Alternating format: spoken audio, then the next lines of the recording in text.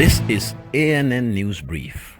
At least 2 persons are reported killed and several members of opposition parties arrested on Monday in Guinea's capital, Conakry, during a protest against a constitutional review that many fear would pave the way for President Alpha Condé to extend his time in power.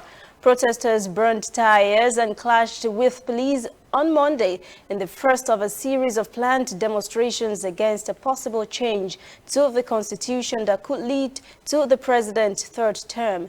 Several civil society leaders had been arrested at the weekend over plans for the protest. Many shops, schools and businesses are shut and roads are mostly empty.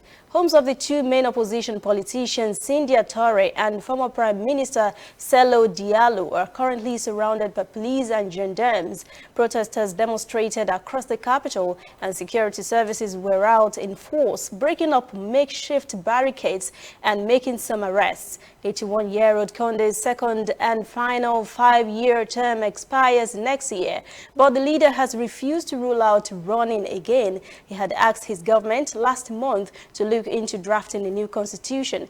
An opposition leader says 2 demonstrators were hit by gunfire from the security forces, both of them civilians. A government official says authorities could not immediately verify the report and were investigating.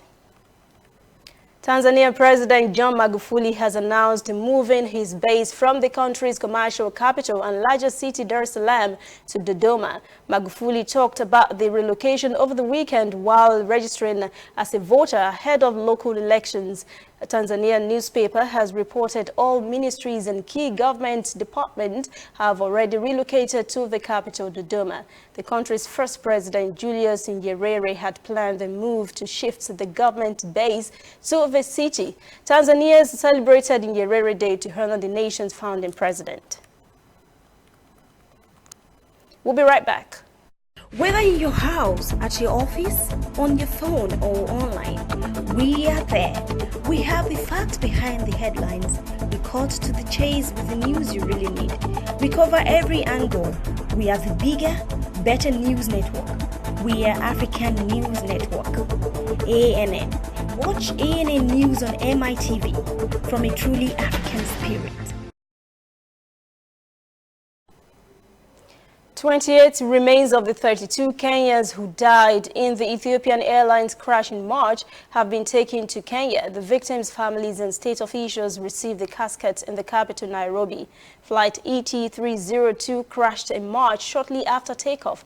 All 157 persons on board died. Mourners have been gathering in Nairobi to receive the remains of their loved ones. A software malfunction caused the plane to crash shortly after takeoff from Ethiopia's capital city, Addis Ababa. That is ANN News Brief. For details on these and other breaking stories, visit our website, annafrica.news. Conversation continues on our social media platforms, Twitter, Instagram, and Facebook at ANN Africa TV. I'm Lucy Ademi.